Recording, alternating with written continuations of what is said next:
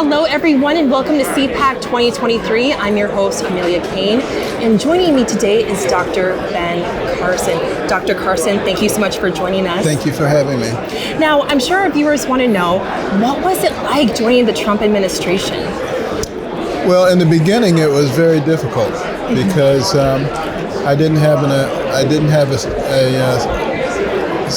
assistant secretaries for the first 5 months. I didn't have a deputy secretary for 8 months. Oh my! So every day was like drinking from the fire hydrant. But once we got the right people in place, it was wonderful. We were able to get the financial situation under control because there hadn't been an audit done for 8 years. Oh my! Because there were so many material defects. So we were able to get a tremendous senior partner from Ernst & Young with a lot of arm twisting. Herb Dennis, he came and put together a team, and we were able to get things straightened out, not only to be able to do an audit, but to really put in place a lot of new programs that gave us like real-time information on where grants were and what was being done. And that allowed us to be able to do a lot more things. Absolutely. So did you experience any deep state resistance during the administration? Yes, there was clearly some of that. There have been people at HUD who've been there for 10, 20, 30, 40, 50. There was even people there for 50 years. Oh, wow. And some of them were good people, wonderful people to work with. Some of them not so much. But, you find ways to work with everybody. You try to get everybody involved with the program so that they feel some ownership of it. And that's the way you get things done. Absolutely. Now, you're a doctor yourself. What was your reaction to the Supreme Court overturning Roe v. Wade?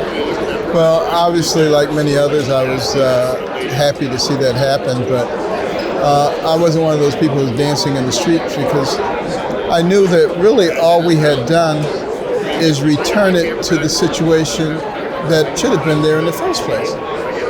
This was not a decision that should be made by a bunch of unelected judges. Right. So we've corrected that, but we still have a lot of work to do. Absolutely. And concerning your time at HUD, what was your impression of how the agency was managed when you first arrived? Did you see any corruption or anything that didn't seem right? There was plenty of corruption. But because, there was no good system of watching where the money went. So it was going all over the place. Nobody knew what the heck was going on. And, not only at headquarters, but throughout the country. Absolutely. And that's why you used to hear all those stories about fiscal mismanagement at HUD. You probably noticed that about a year and a half into the Trump administration, you stopped hearing those stories. Yes. And it still is perhaps the best run agency in D.C. Yes. What would you say is your biggest accomplishment? Boy, there were a lot of them, particularly the opportunity zones and being able to transform a lot of the places that had been totally neglected economically. The Foster Youth to Independence program, there were 20,000 children aging out of foster care each year. Many of them ended up homeless, trafficked, all kinds of things happening. We were able to get that program underway in 4 months, from the time that a bunch of children came to tell us about what was going on. So those kinds of things, the Envision centers, would bring multiple federal, state, and local agencies together under one roof to be able to really handle the problems that people are having. That mother of 3 who never got her GED could come to one location, get enrolled in a GED program, get child care, get advanced training after her GED so she could break that cycle of poverty. Those are the kinds of things that really make a difference in society.